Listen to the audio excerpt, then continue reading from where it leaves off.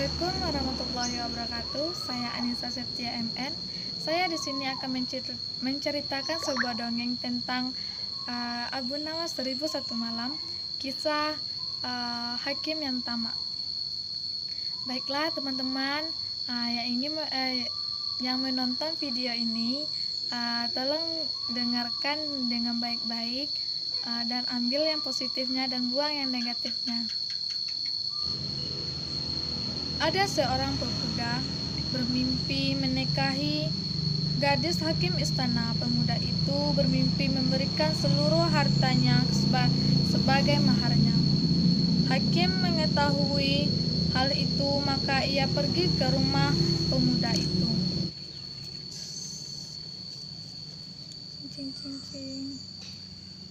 Benarkah kau bermimpi menikah dengan putriku? Tanya Hakim. Iya benar. Bahkan aku bermimpi memberikan semua hartaku sebagai maharnya, balas kata pemuda ini. Aku kesini untuk mengambil mahar itu sekarang. Kau pergilah dari rumah ini, kata si hakim tadi. Muda itu sangat sedih. Ia tak bisa melawan seorang hakim. Pemuda itu kini menjadi seorang gelandangan. Ia bertemu dengan perempuan tua yang miskin. Pemuda itu lalu menceritakan masalahnya.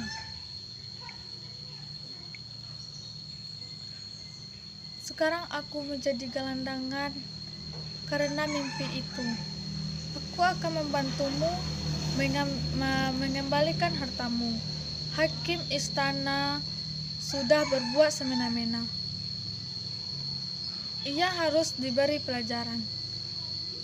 Perempuan tua itu lalu mengajak pemuda itu ke rumah Abu Nawas. Ia ingin meminta nasihat kepada Abu Nawas. Semua orang tahu kecerdikan Abu Nawas. Abu Nawas pasti bisa menyelesaikan masalahmu, ujar perempuan tua ini. Sampailah mereka di rumah Abu Nawas.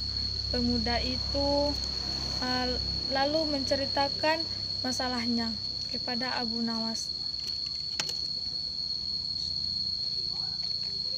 Abu Nawas berpikir sejenak. Ia berhasil mendapatkan sebuah ide.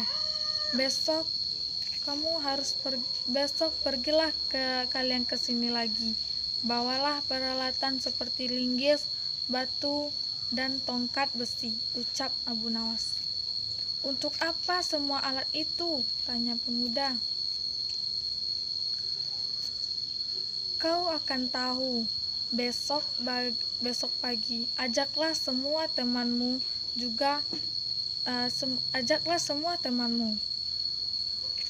ujar si Abu Nawas.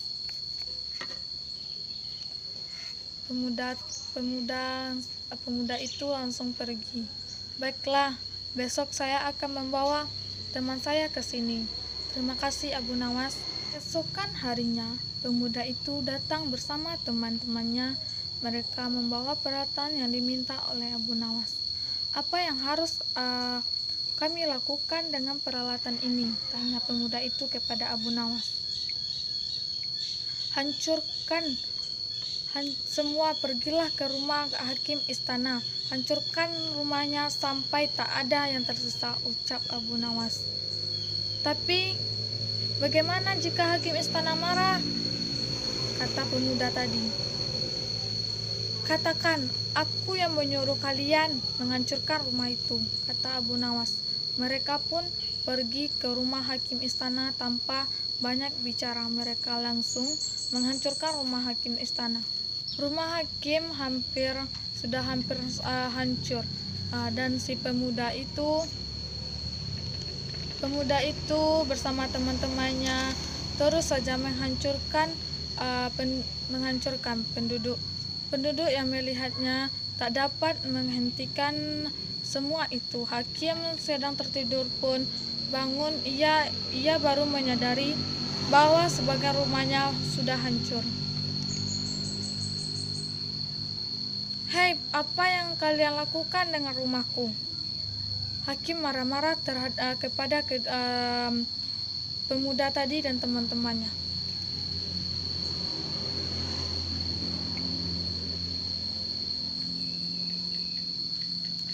"Kami sedang menghancurkan rumahmu.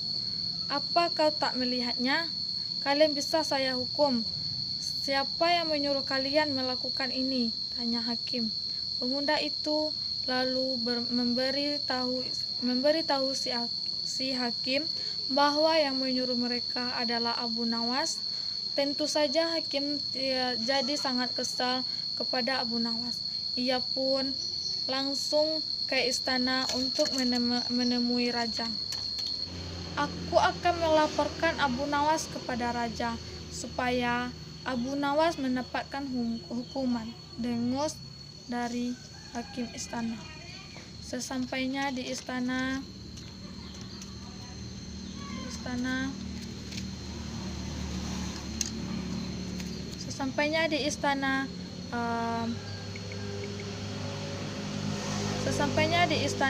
si hakim menyampaikan apa yang terjadi dengannya kepada raja. "Cepat panggil Abu Nawas ke sini," perintah raja. Beberapa prajurit pergi ke rumah Abu Nawas. Mereka menangkap Abu Nawas dan membawanya ke istana. Abu Nawas sudah tahu bahwa hal itu akan terjadi. "Hei Abu Nawas, apa benar kau yang menyuruh para pemuda itu untuk merusak rumah hakim istana?" tanya raja kepada Abu Nawas. "Benar raja, semalam aku bermimpi bahwa hakim istana meminta aku untuk menghancurkan rumahnya. Ia berkata hendak membangun rumah baru yang lebih megah." Raja heran mendengar jawaban Abu Nawas. Mimpi adalah bunga tidur, tapi kenapa dia melaksanakan dalam kehidupan nyata? "Kamu sungguh salah besar Abu Nawas. Bukankah hakim istana yang membuat peraturan seperti itu?" ucap Abu Nawas. Ia lalu menyampaikan apa yang telah dilakukan hakim istana kepada si pemuda. Hakim istana telah merampas semua harta si pemuda karena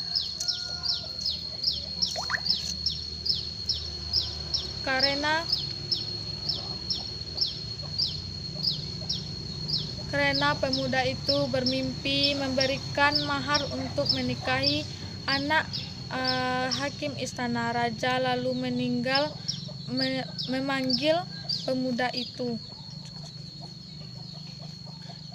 dan menanyakan kebenarannya. Yang dikatakan Abu Nawas benar raja. Aku kehilangan semua hartaku karena itu.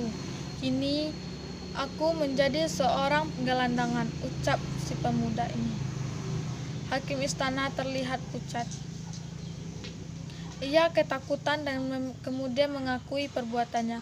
Raja pun memecat hakim istana. Selama ini ia telah salah melihat seorang hakim. Harta pemuda itu akhirnya kembali. Abu Nawas sangat senang karena bisa menolong orang yang sedang kesulitan. Pesan moral dari cerita dongeng tadi, baiklah, hanya itu kisah dari Abu Nawas 1001 Malam. Itu kisah hakim yang tamak. Dalam cerita ini kita dapat memetik sebuah pesan moral yang baik untuk kita dan untuk semuanya yang menonton video ini.